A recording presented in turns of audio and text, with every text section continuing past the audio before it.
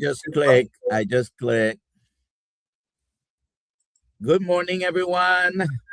It's Good 6 morning, a.m. everyone. 6 a.m. on the 11th of February. Today, one of my best friends' birthday today, 66. Happy birthday, Titito. I'll send Happy him a birthday. And everyone's birthday today. And I like the month birthday months, but let's see. In 4 days is my birthday. What's that? 4 days is my birthday. In 6 days is Julio's birthday. Please put in the chat where you're watching from. We got and hashtag KMT for a KMT hat. And by the way, yesterday I offered on the live stream a Dr. Nelson hat, and I ran the tool after the live stream ended, so you guys don't know. But Brian Dish 1787 was the winner. You need to email Alia at drkiltz.com to claim your prize, okay? And we'll give a KMT hat today, hashtag KMT. And the guests today is Dr. Kiltz and Dr. Nelson. Right. And I put a link in the chat to anyone wants to join us. I see George is here. Papa, let's see, Paul Clark, The Kingdom Way, Laney, let's see, Kitchen Witch. Rick is here. Mr. Rick is here. Paul Clark, I think I mentioned. Carnivore Karen. P is here. DJ. I'm hoping to get everyone really. Lewis is here. Really grateful. There's Max. Okay. We thought you were not coming. We are on with the master, the meat master, Kiltz himself. Well, Max, welcome. We got a whole team of great conversations. And what does the painting say back there? Can you see what it says? Well, it's a little hard. You're conscious. What is it? Your comfort zone will kill you. Yes. But you know what? He has a way of always making comfort just uncomfortable. Because if you think about it, if you just lay around long enough, those little spots that felt good before will hurt again. Absolutely. You gotta, when I saw that painting, I was like, you know what? One of the ways I can hold myself accountable to do all the things that I want to do is I hang that little saying above my head, and I've got to look at it every single day. And so that's why I got it. Nice. So any other openings, Dr. Nelson, before we get started with the show? The morning. This is the morning show. I don't know anyone else who does a daily morning show in the carnivore world. So two announcements. Number one, just a reminder, put your questions in the chat. We're going to be talking to Max in a minute here. And there is no class today in the coaching course. We're going to do it next week at 3 p.m. Eastern time. It's a wrap-up session with Alia and the team. And the course, otherwise, I think it's live already. You can click. When you buy the course, you can do it on your own, and we'll see how that works out. We will still be doing weekly sessions, just Q&As about the lessons in the course, okay? All right. So, Max, why don't you go ahead and introduce yourself, tell us who you are, tell us your story of healing, and all right. Are you vegan? I'm definitely not vegan. Do you eat vegans? I eat vegans for breakfast. That's right. That's what I do. So my name is Max. Nice to meet everybody. So I host a podcast called the Low Carb Consultant Podcast, where I interview experts, doctors, trainers, athletes, coaches, authors that are in these different low carb, ketogenic, carnivore sects, if you will, to get a good understanding of, what diets are best for longevity, athletic performance, healing, all these different things. And over time, I have developed this theory that diets are tools. We leverage different low carb variations, ketogenic variations, carnivore variations for different things, right? You've got high fat carnivore for a lot of healing purposes, and you've got maybe a higher protein version of carnivore for athletic performance, body composition purposes. And so I interview a bunch of these different experts in these different arenas to get their thoughts, ideas, perspectives on what they feel is the best diet for them. And so that's what I do. The podcast, again, is called the Low Carb Consultant Podcast. It's on, Spotify and Apple and YouTube and all the places. In terms of my journey, I have to go back and I'll do it as briefly as I can so we can get to questions or whatever, questions the guests have or you guys might have. For me personally, my journey started off when I was a little kid. So I was diagnosed with ADD and ADHD when I was in the first grade. So the doctor put me on Ritalin when I was in the first grade. And I took Ritalin and a combination of Adderall all the way up until I was about 29 years old. So I was medicated every single day on essentially a methamphetamine. I was medicated every single day until I was about 30 years old.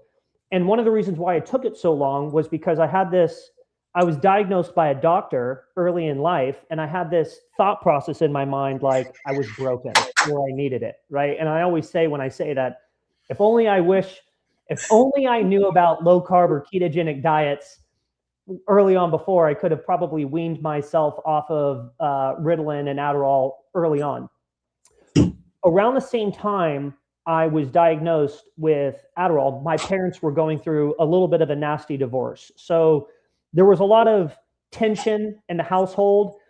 And because of that, my parents wanted me to have, as my dad moved out, my parents were trying to give me the most normal life they possibly could. So a lot of that kind of revolved around food. So anytime I wanted to go McDonald's or get pizza or have a snack, one of their ways that they would essentially comfort me in a sense was through food. And going back to the Adderall thing and the food thing, this was back in the 90s. A doctor said that I had ADD and I need to go on this medication. My mom didn't know any better. Like if a doctor told you needed to go on rat poison in the early 90s, you'd probably be like, well, okay. You kind of just took their advice and went with it. But what happened to me was as I started to hit like development stages in life, like 6th, 7th, and 8th grade, I started what happened was my body was changing. The Adderall was wearing off because, as you're growing and developing, you're putting on weight, the dosage wears off. And what was happening was I was going on these binge eating episodes around the 6th, 7th, and 8th grade. And, if you go to my Instagram, I'm like a very active person. When I was a little kid, I played every sport imaginable, like basketball, football, baseball, ice hockey. I swam, I surfed, I skateboarded. I did every sport you can imagine. What was happening was because of the medication was wearing off around the 6th, 7th, and 8th grade, I was starting to put on weight. And all of a sudden, by the time I got to the 8th grade, I essentially found myself being the fat kid in the friend group.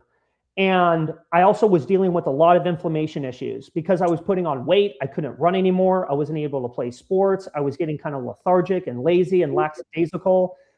And my mom did the best thing that she ever did for me was she was like, okay, your diet's bad, you're overweight. When you get to high school, you're going to play sports. So when I became a freshman in high school, I joined the water polo team. I started working out. And that's when the light bulb around health and fitness for me really flipped on, because this kid that was in like the 7th and 8th grade that was fat, the girls were making fun of me. I had, you know, the man boobs as a 7th and 8th grader. All of a sudden, I was the in shape, tan, water polo guy, and girls were starting to notice me. And that might sound kind of funny, but I started to realize, like, oh, wow, you know, the opposite sex pays attention when you start to care about what you eat, what you put in your body, how you take care of yourself, and how you work out. And that was the light bulb for me that kind of sent me on my health and wellness journey. And so I worked out all the way through high school and college, and I ended up opening up a gym in Las Vegas called Sin City CrossFit. So I owned a CrossFit gym where I trained, you know, elite high school athletes all the way up until all the way up to, you know, 70 to 80-year-old women and men. And so I gained this experience from training different people. I wasn't really in tune with my diet at the time. This is when I was in my mid to early 20s. I ate a paleo diet because paleo was big in the CrossFit world at the time. But that's where I really gained a lot of experience training clients, helping clients with exercise. And then we were shifting people to a paleo diet at the time because that's what was popular. But what happened to me again was I had an opportunity to go into the corporate world. Like tech was getting bigger. I had a bunch of friends that were working at Uber. I had the opportunity to get into the tech world. So I got into the tech world, but what happened was I ended up selling my position in the gym, moved to San Diego, got into big tech. And then what happened was I got into some bad habits. So I started going out after work. I started having beers with the colleagues. I wasn't going to the gym. I wasn't eating the way I normally ate. And what happened was I got fat again, right? And I got horrific inflammation issues. And by the time it was like 2018, I lost sight of myself. I put on so much weight. I had so many issues that I just had this moment that happened to me. I was like, I used to be the in shape gym owner. I used to be the guy that everyone came to for advice. Now I'm the fat guy because when you go into a corporate world, and then I ended up getting married and had a couple kids, your life changes a little bit, your priorities change. And so I kind of lost sight of myself. But what happened was I also lost sight of my health and my fitness and my body. And in 2018, I made a vow to myself to say, okay, I'm going to go on a journey. I'm going to reclaim my health. I'm going to reclaim my body, get it back. And that's when I started listening to podcasts, doing my research. And that's when I started experimenting with a lot of these low carb diet variations, ketogenic diets, carnivore diets, fasting, intermittent fasting. And I was able to completely change my body composition. But the wildest thing, we can talk about this, and maybe I can pause here if you guys have any questions. The wildest thing in 2018, what I noticed, going back to that kid that was diagnosed with ADD and ADHD, that was put on Ritalin, when he was in the 1st grade, what I noticed the biggest when I cut out processed food and I went on like low carb diets, ketogenic diet variations, what happened was it started to open up parts of my brain that I never had access to. Being in a ketogenic state of mind opened up my brain to where I was like, dude, if I would have known about these diet variations in carnivore when I was, elementary school, junior high school, I would have been able to never need Adderall or Ritalin. But I ended up taking that for so long because I got a diagnosis from a doctor, and that kind of puts a little bit of a thought process in your brain that you're broken and you need the medication, when in all reality, it's because my diet was basically so terrible throughout the majority of my life that I was never able to get in a ketogenic state of mind. And once I started experimenting with these diets, the weight loss was just an awesome byproduct. I was able to get my body back. I was able to get, ripped and lean and all that stuff. But the main thing was it completely changed how my brain worked. And from there, I was like, okay, there is something to the food that we're eating. Food is medicine, 100%. There's something to the food that we're eating. And the processed food that the majority of are eating, that the majority of the U.S. are eating, is essentially slowly killing us. And if we go back to a little bit more of a whole foods, ancestral-based approach, protein, meat-based approach, we can reverse a lot of these issues that we're, quote unquote, diagnosed with, whatever those issues is, and we have the ability to heal ourselves and be an optimal human being. So now what I do is I interview a lot of these experts, doctors, trainers, athletes, coaches in these different low carb areas to gain their perspectives on why they think carnivore is best, why they think low carb is best, why they think ketogenic might be best, why they do fasting, and why they recommend these different variations to their client base, because I feel like all these different variations have room in this space. They're all tools, right? That's how I look at these diets. They're all tools that we can leverage throughout the course of our life to continue to be optimal and progress in the way that we want to progress, as well as from an athletic standpoint, feed what we're ultimately trying to accomplish. Are we into high rocks? Are we into CrossFit? Are we into weightlifting? Are we into running? Are we into half marathons, right? You use different tools for different diets and different tools for different outcomes based off what you're training and what your goals are. So maybe I thought I would pause here and see if anyone had any questions on any of that stuff. How young are you? I'm 41 years young. Okay. Just turned 41 in January. The suffering is just beginning. Yeah. At 41. Yeah. There's a lot of suffering to come. I know that. Damn dopamine. Damn dopamine. Damn it to hell. Damn dopamine. If you have any questions, if you have any questions for Max, please put them in the chat. Thank you. Go ahead, Dr. Kiltz. Why do we focus on protein when fat is actually the master of the mission, not protein? Well, this is a great topic because I've had you, Mr. Kiltz, on the podcast, and I've had a lot of your colleagues on the podcast too. Everyone from Dave Feldman to Brian Sanders to Sean Baker to Anthony Chafee. There are different thoughts, even Richard Smith. I know you know Richard Smith. We talked about you on I don't know Richard Smith. Damn him. Here's what I think is interesting. If I'm interviewing Richard Smith, he would say the opposite, right? He would say protein is the number one key macronutrient. You say fat is the number one key macronutrient. I'm not here to disagree with anyone. What I'm doing with my podcast is I'm gaining the perspectives of a lot of these individuals so they can share those perspectives. Now, I think what you do, though, is you leverage different carnivore variations for different things.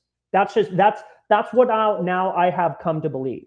If you have body composition goals, if you have muscle building goals, there needs to be the building blocks available. You need to have the amino acid profile available in order to attain those goals, whether it's putting on muscle, gaining strength, increasing your lean mass, lowering your fat mass. Now, I know, Kiltz, I know you disagree with this 100%, and that's okay. That's why these conversations are really, really beneficial.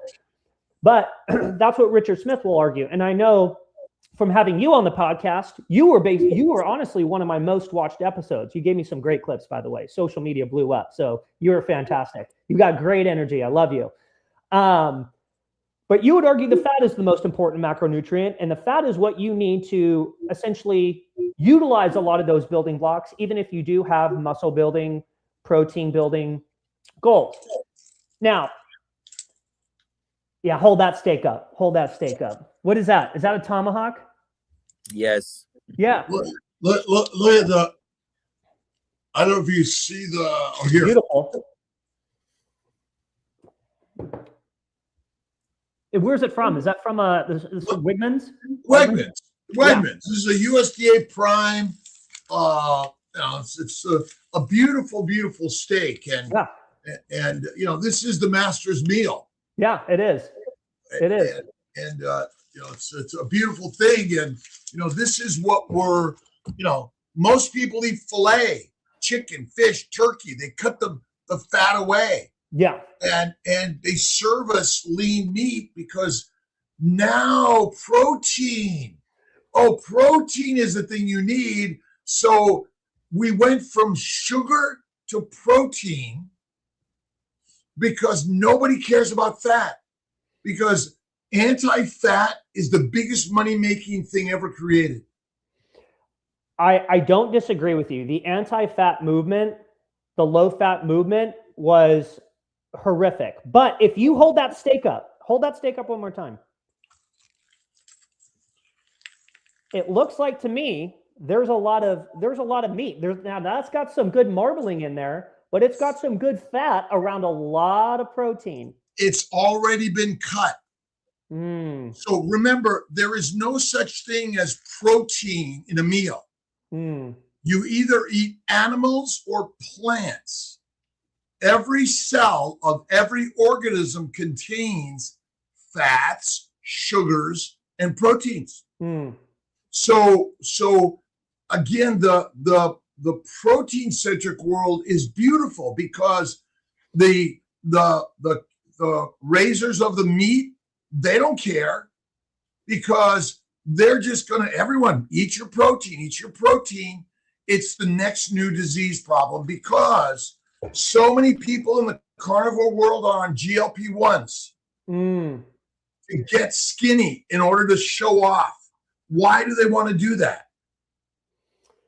I couldn't tell you why, but... Well, it's simple, to get noticed. Wow, you look so good. Let me touch you. Reproduction is the only mission of the universe. And we will be out here and spew our truth when in fact it's not. But again, I'm giving you, of course, my opinion, but protein poisoning is real.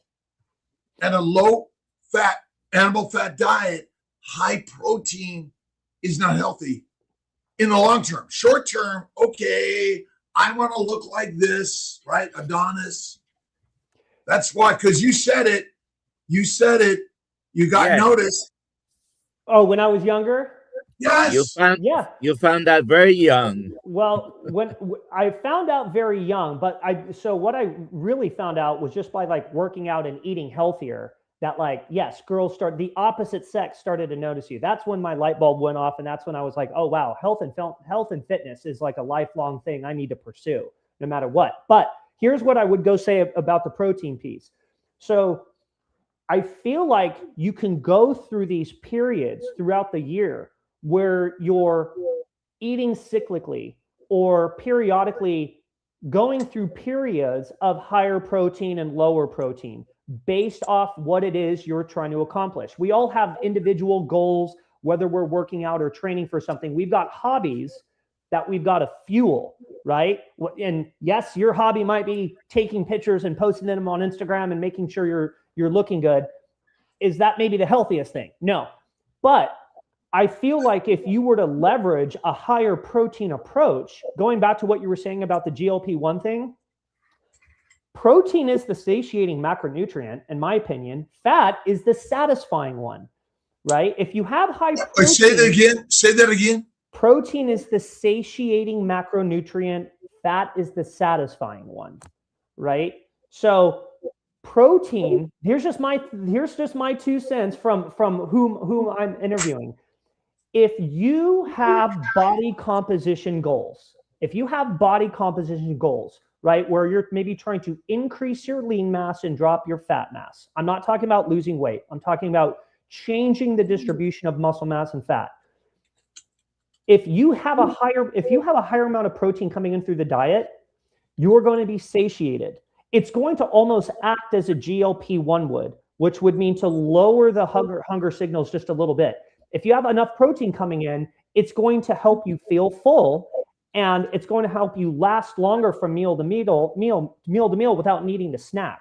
It can also help with muscle building goals. Now, I know you're probably going to 100% disagree with me and say that is what's necessary, but I would also say there's a whole bunch of other individuals I've out there that I've also interviewed that would completely say the opposite. I have a question for you. Sure. And I do understand where you're coming from. Obviously, you have heard all the opinions, the high protein, low. Within even carnivore, high protein, low fat. But you talked about the different goals that people have. Sure. As a physician and personally, my interest is which one gets me healthier and which one reverses all the long list of problems that our doctors tell us. Sure. Which one is, and I think you know where I'm going, because I think the high fat is the most healing. Sure, I wouldn't disagree.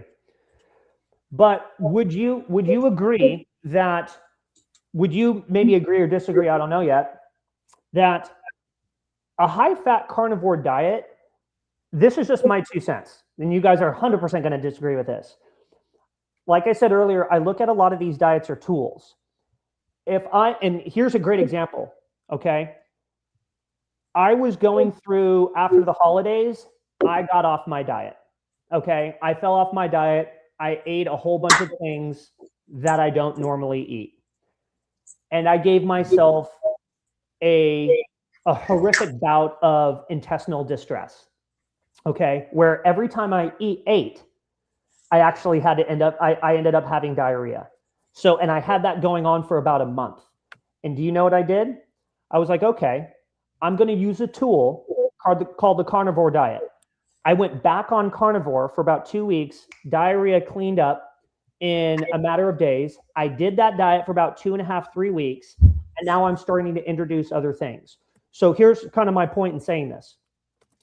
I feel like you can go on a high fat diet for a period of time to heal, whether it's intestinal issues, autoimmune issues, whatever the case is. You might have to do a diet for a specific period of time in order to heal all those elements.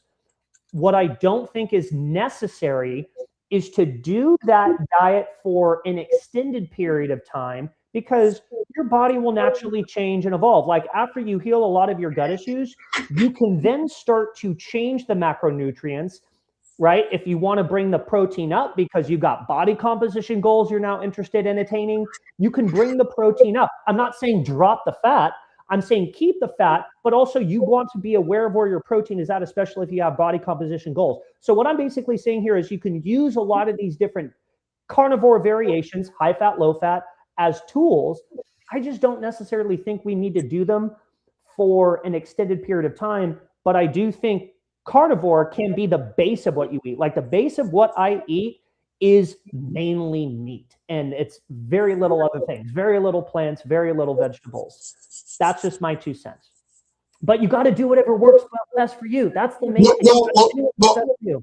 Wait, Dr. Nelson, let me ask a quick question. Max, this is great, by the way, and thank you for being here. Yeah. You're amazing. We really love your energy.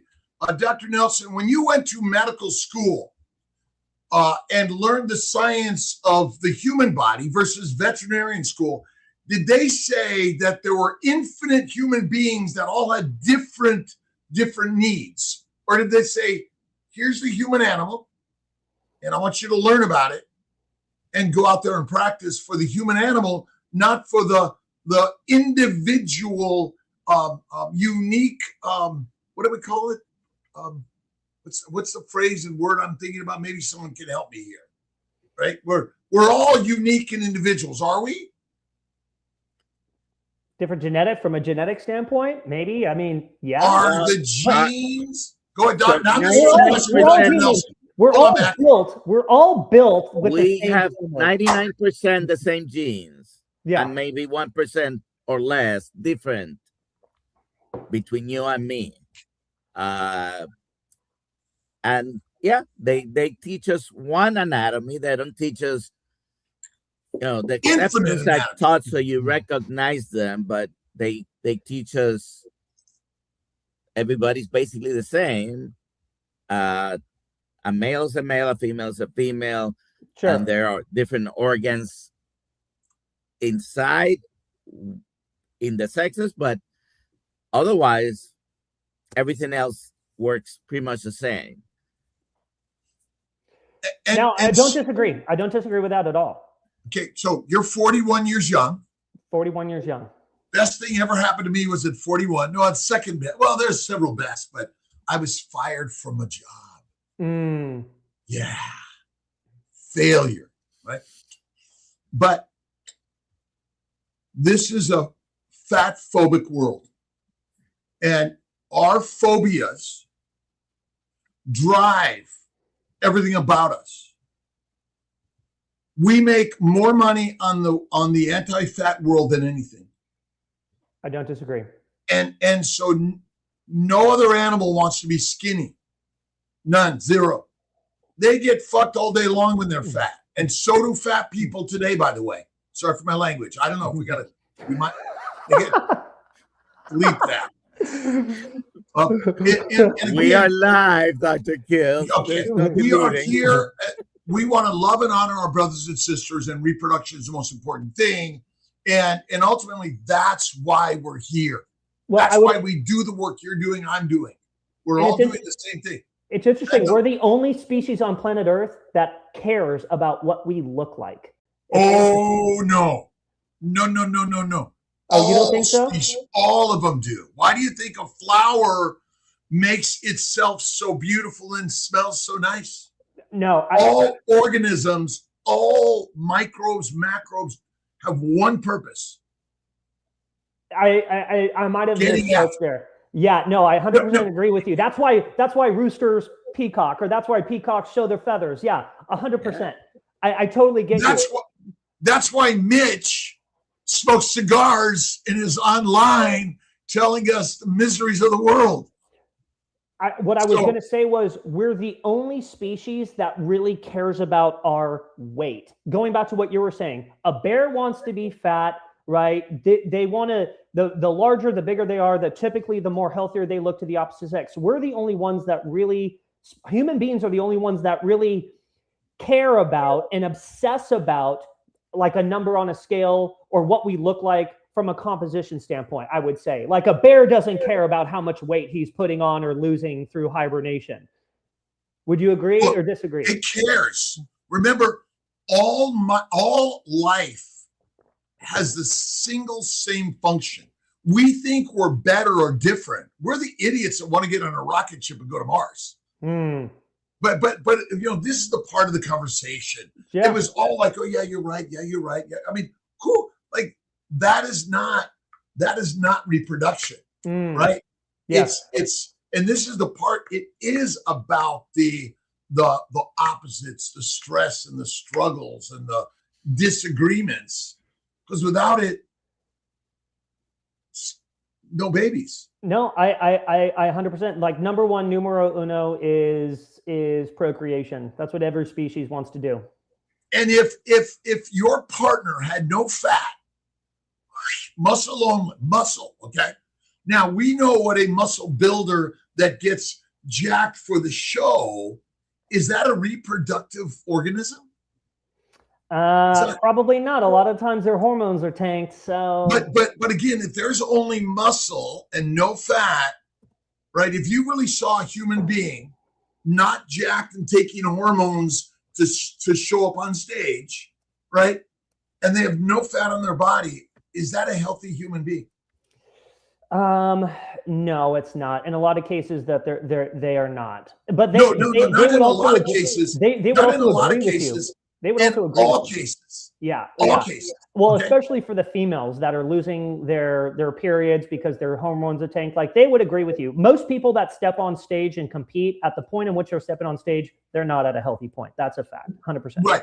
And so ultimately, women are getting fat added to parts of their body and taken away because remember, you want this. Right? Yeah. Because that's what we look at. Damn, I hate my dopamine. Right? I mean, that's the driving force for all of us. So, and you could highlight some cues in here, Dr. Nelson, if you see some. I know there's some there. Well, the first question is for you. I'll take them in orders. Chuck asks, Dr. Kiltz, we know you don't believe in numbers, but your staff have wanted you to test. How are you feeling? Any news on the CAC score? You haven't had another one, right? And are you still taking the energy bits?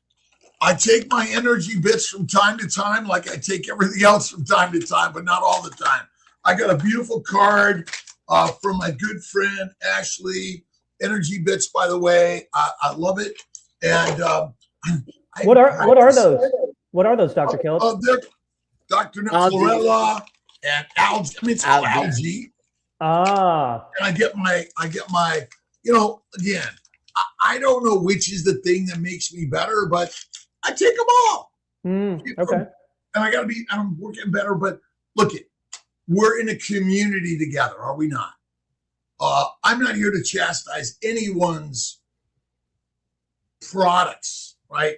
We're here to bring them all together and work together. Okay, I take my supplements and my CAC score. It was fun. Do I sit and worry about it? One of my colleagues, Wendell, 65-ish, went to the doctor for a month to try to figure out what was wrong with him. Everything they said was normal. In the emergency, he dropped dead the other day. And Wendell is our master teacher every day, because what do you know about medicine's ability to predict when and how you're going to die? That's a question for you, Max. Oh, is that a question for me? I'm sorry. Say that again, Dr. Kiltz. I mean, what do we know about modern medicine's ability in any of this testing to predict when and how you're going to die? I would probably say we don't know a lot. I mean, a lot of the medicine out there, in my opinion, it's to treat a symptom, not a root cause. That's just my right. But ultimately, medicine and science has a purpose that they believe is right. Sure. Yes. And that's the same area of us. We believe in what we believe in. We're going to do everything to prove it, right? Plant-based world, animal-based world, everything in between, and the science. And we're here because it gets us likes and subscribers, and people show up and things like that, because I like to have friends. I don't want to do this all alone, and my friends disagree with me or agree with me, or they listen and they turn it off. I don't know, but that's the fun part of this, right? Because again, if we all just agreed, oh shit, it'd be boring as shit. When Mitch is like, oh, Kiltz, you're ridiculous, and turns me off, and then we show up and we hang a cigar together, or Brother Rich or Papa or George or all of us. But we're entertainment. And then each and every every individual is going to find it, kind of play in the mud and the sand, and find their own freedom in their story, I think. And well, that's what kind of maybe even brings me back to the point about all these different carnivore variations you can leverage, ketogenic diet variations, low carb variations. You got to find what works for you.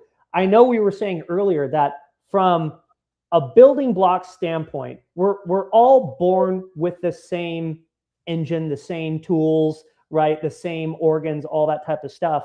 But I would also say on the flip side of that point, a lot of us are born with a lot of different issues, right? There's people with different autoimmune issues. I can't tell you how many different autoimmune issues that there are. There's some, like if you look at someone like Michaela Peterson and all of the things that she has dealt with, like, yeah, she's got the same engine that I might be built with, or another female might be built with, but she has a completely different series of issues that she needs to be on a specific diet for in order to heal. Dr. Kiltz, does it all boil down to the same cause? Probably. It's all, look at, we're all expressing our belief that it's different, but it is not. It's all the same. But we are unique and different in our expression, our belief systems, but ultimately, inflammation and damage but that's natural and normal. You cannot, I mean, I am going to die 30 years from now, plus or minus 30 years. It's kind of a good, right? And what am I going to die from? Only one thing actually causes death. And it's the leading cause of, it's a cause of, your heart stops. Sure. Right? That's it. But that's the beauty. I mean, essentially inflammation damages every cell of our body. And we in medicine and science kind of label it all these different things. But it's not. It's the same thing. All the same thing. All right. Have a question here from this guy. And I guess the question is for Max. What have you learned on your journey? That's a good question. Well, I can definitely tell you what I've learned from the podcast. And it's basically going to be the opposite of what Dr. Kiltz was saying. But what I basically learned is I think there are multiple routes to the same destination. I think there can be multiple different routes to the same destination. Okay. And, you know, the podcast has really taught me to sit back and take in the views, the concepts, and the perspectives of other individuals. Some of it I agree with, some of it I don't agree with, and that's okay.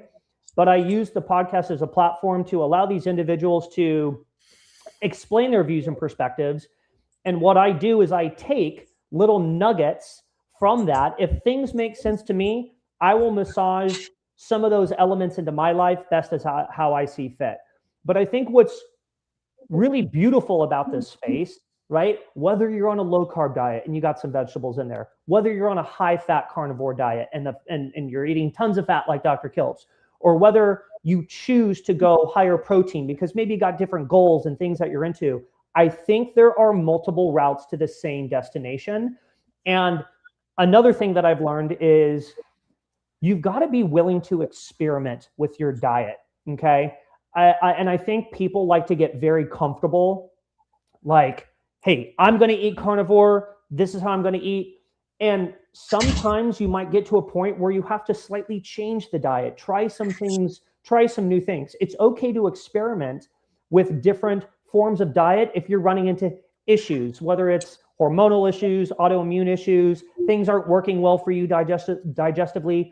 You might have to switch some shit up, right? And again, I think there are multiple routes to the same destination, but the big thing here is you have to be very comfortable experimenting and make what you put in your mouth, right? What you put in your mouth, what you ingest into your body is numero uno, because I truly believe food is medicine.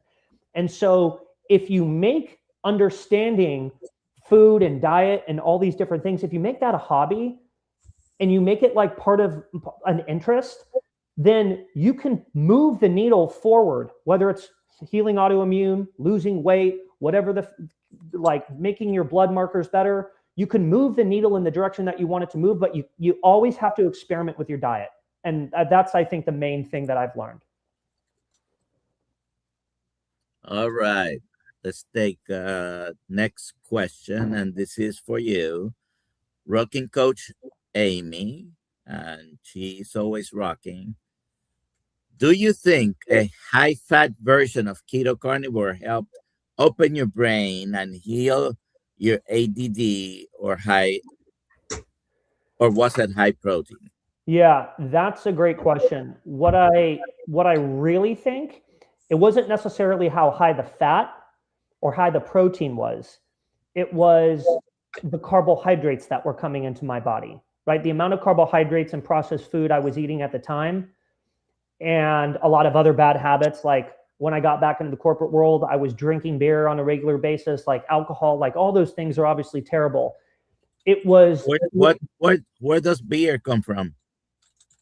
Beer comes from plants, yeast or whatever, right? Where does alcohol come from? It's fermented. It's a fermentation process. From Well, it depends, right? You can ferment just about, you can ferment an agave plant, make tequila, right? Can't you ferment a potato, make vodka? Like plants. So plants. Yeah. Okay. Yeah. So, but for me, it was lowering the carbohydrates. I think at the time, I was doing 1 meal a day. When I felt my best, I was doing 1 meal a day, burger patties. That was like my go-to. Lots of ground beef, higher fat. There was protein in there, right? But I think it was the elimination of carbohydrates that really allowed me to get into a ketogenic state of mind. That is, and also the elimination of just all processed foods. Just going to a single ingredient, whole foods based approach, I think that's what everyone needs to do. But it was the elimination of carbohydrates for sure that allowed me to get into a keto state of mind where I realized if I would have found this earlier, I would have never needed to take Adderall or Ritalin for as long as I did. I just didn't know the diets existed. I just didn't know that form of eating and living was a thing, you know? Chuck asked, are your workouts cardio or weights? Both. So I'm a big, if you go to my Instagram, I'm a big workout guy. I work out about 6 days a week. It's not just about like looking good. As Dr. Kiltz would probably say, I don't do it for the Instagram. Working out 100% is my therapy. And so I do 3 workouts a week where I'm doing cardiovascular training or getting my heart rate up, running short, medium, and long distances, playing around with those different variations. And then 3 days a week, I'm lifting weights and doing strength training and bodybuilding. So I've got a mix of both. I'm not necessarily trying to be like a hybrid athlete, but that is the type of training I gravitate towards because I want to have a strong heart and I want to have a strong muscle, and I mix them together. And I work out about an hour a day. I got a home gym built out in my garage. Kiltz, it looks like you want to say something.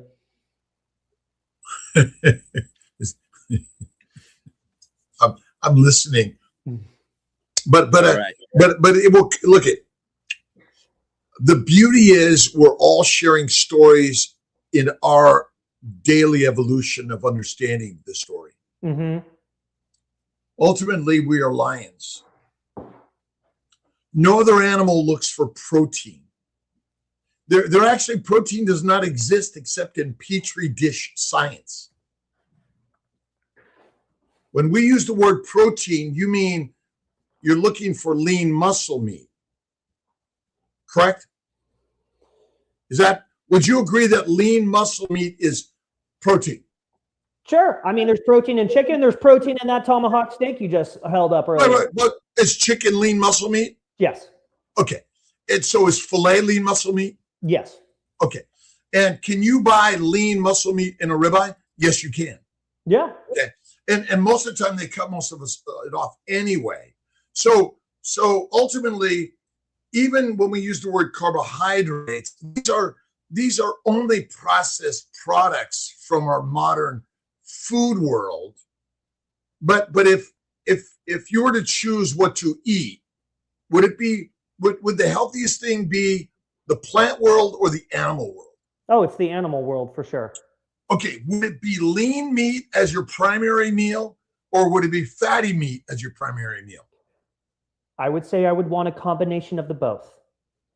You got to pick one. You got to pick one because again, the primary meal of a lion. Again, I'm giving you a simple task. Occam's razor. Yeah. Okay. You pick one. You're going to live off one of these. Which one is it? Is it going to be? If I have to live, you are living. Okay. If I had, I would choose the fattier cut. There you go. Just keep it simple, please. Sure. Just look it. Oh yeah. Uh-oh. Did I say? Is that me? Okay. Look it. For survival purposes, I would choose the fattier cut. All right. Look it. We are teachers. We are helping our brothers. I suffered ADHD, OCD, depression, all those things as a little kid, migraines. The beauty is they didn't have the drugs yet. All right. So what I'm saying is you have a choice. You're going to be either an animal eater or a plant eater or both. I'll give you both, all right? But which one of these, what toxins does this contain? I have no idea. Whatever toxins that animal ate. But in general, look, we're scientists, are we not? How many people have you heard? Oh, how many people have you heard have a toxic anaphylactic reaction to a ribeye steak? You personally. Not a lot, very few. No, you personally have heard someone was hospitalized anaphylactic with a ribeye steak eating. Name them. What's their name? I don't know. No, but what I'm saying is, you have no one you know of. You're right. You hear stories of people saying, they get bit by a tick or something, and then they get allergic to red meat. Do you know anyone that? No, I don't. Okay, good. Look, this is so simple. Your Honor, the witness is being defensive and not answering the question. You're out of order. You're out of order. I'm answering the question. Okay, but look at, we have the most amazing community, and I am really grateful that Max Helmer is here, by the way, because he's sharing the same thing we're all sharing.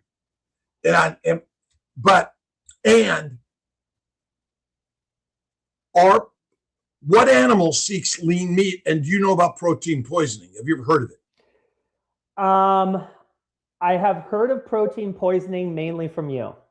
Right, but rabbit starvation. So have you read the list of symptoms? Nausea, vomiting, abdominal pain, depression, protein poisoning. Do you know of anyone that suffers those things? To be honest with you, I don't. Well, but they're common symptoms that people have in this world, correct? Oh, so you're saying depression, anxiety. Yeah, so you're saying like a high protein diet can actually be causing our depression, anxiety.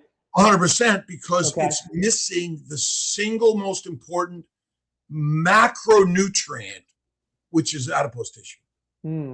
Now, again, I want to lean down, go at it, because you want to lower the fat to lower the caloric input in order to lean down and show the muscles that are even in the fat people. That's it. So I'm just, I agree with you 100%. I've been there. I am there. Okay, do I have some French fries sometimes? Damn right I do. Yeah.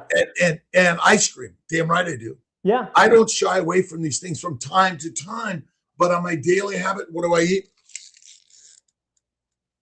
Yeah, I hear you. And I do the same, but I incorporate lean meat and fat meat together. I eat them all. A lot of variation and sustainability for the long run. No doubt about it. But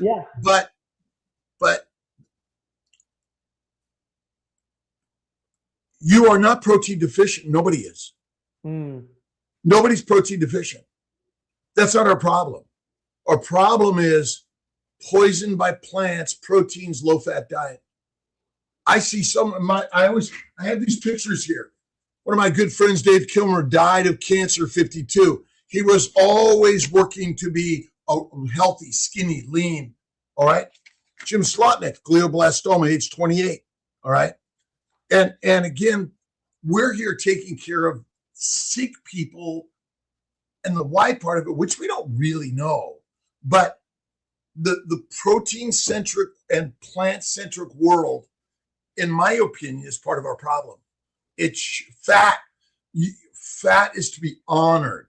That's kind of like my again, here's a shot, a pill, a surgery to get rid of the fat, when if you simply go carnivore, the fat goes away. The excess fat goes away. And again, Dr. Kiltz, this is where I'm coming from. We leverage different diets for different things. So I'm interviewing, coming on the podcast in March, I'm interviewing Professor Thomas Seyfried, right? And he's going to be coming on talking about most likely a ketogenic diet and how they're using ketogenic diets for tumor reduction, cancer. That 100% makes sense for me. What is a ketogenic diet? It's a high fat, moderate protein or lower protein, zero carb diet, right? So you can use different, like if I was diagnosed with cancer, I would incorporate a series of long-term fasting and a ketogenic diet. I would go on an ultra high fat diet. That's exactly what I would do. But right now I don't have cancer.